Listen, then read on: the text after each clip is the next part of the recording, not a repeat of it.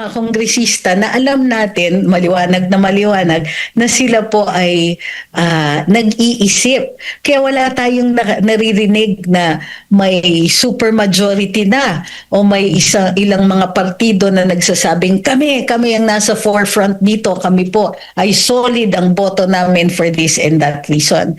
So nakikita natin na hindi na ganun ka-belligerent, hindi na ganun kaangas yung mga statements ng mga representante dito sa mababang kamara, no? Medyo mas subdued sila. Mas mas excited pa yung Senado, nakikita natin. Pero yung House, unlike last year, mas subdued sila. So ang tingin ko, dahil as long as papalapit na sa 2028 elections, ito ay nasa likuran ng isip ng mga representante natin, actually ng lahat ng mga legislators natin. Ito pa yung mataas ang stakes. Kung sa katapusan ng lahat ng ito ay magtagumpay si VP Sara at maging presidente, maraming mga karir ang matatapos. Ang Senado po ay napaugong last week, no, na magkakaroon daw ng pagbabago, which is hindi naman itinatanggi ng liderato ng Senate na yung pagtatangka na agapan daw nila, yun yung kanilang termino, at iba-iba yung minsan yung mga pahayag nila minsan conflicting, no. May pahayag din itong si Senador Loren Legardo, wala namang gano'n na pag-uusapan. Yung isa sabi power sharing, term sharing, yung isa naman sabi naman na walang gano'n, parang gusto lang nila na sa 20th Congress mayroong at least siguro mga ilang buwan na mauupo. Pero yun nga, itinatanggi. Ano po ang masasabi niyo po ukol dito sa mga ganito po na sa rami-rami ng ating mga problema po ngayon sa ating bansa? Merong ganito. Tapos, in relation din siguro doon sa naging draft report, no, na maraming matatamaan na mga incumbent na mga senador.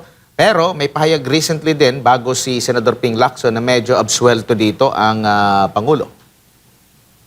Well, it is unfortunate nga na nagkakaroon ng ganitong kumbaga exercise ang mga opisyales natin o yung mga senador natin na ang daming kailangan talakayin doon sa Senado, ang daming hinaharap na problema tulad ng mga basic needs ng mga tao, pagkain, tubig, kuryente, nahihirapan ang ordinaryong mamamayan to cope with daily expenses. Pero ito talaga at kitang-kita. So, tapos hindi pa transparent, no?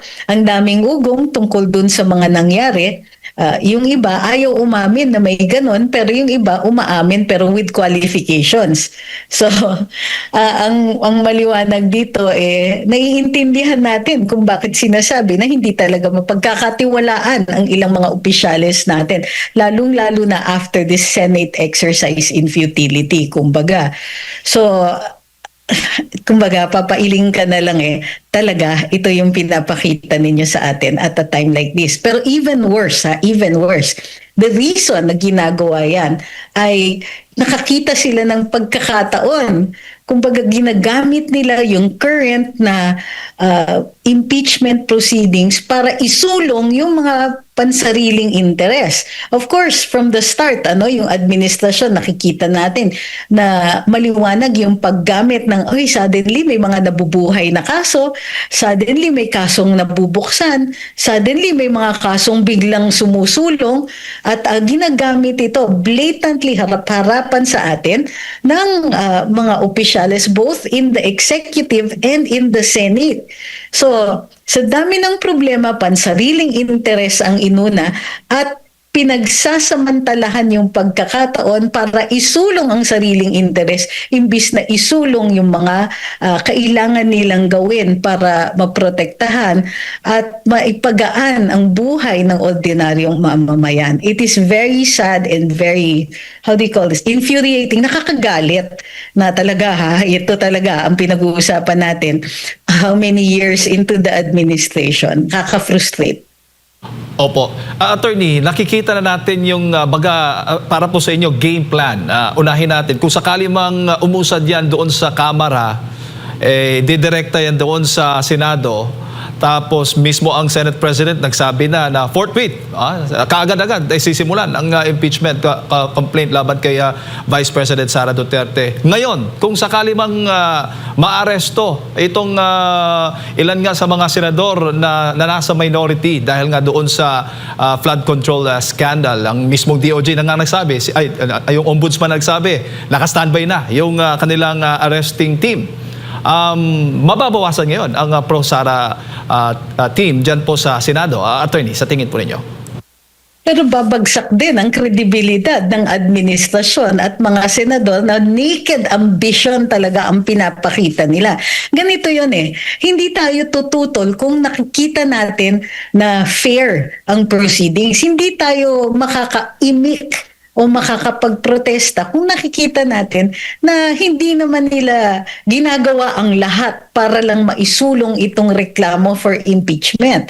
Pero pag pinapakita nila sa atin yung ganitong gigil nila at yung enthusiasm nila para lang maisulong yung kaso laban kay VP Inday, regardless of the lack of evidence, regardless of the lack of logic, kumbaga dun sa mga reklamo, kumbaga hindi sila, ang wino-worry ko is why are they not even worried about the public mistrust doon sa kanilang ipinapakita.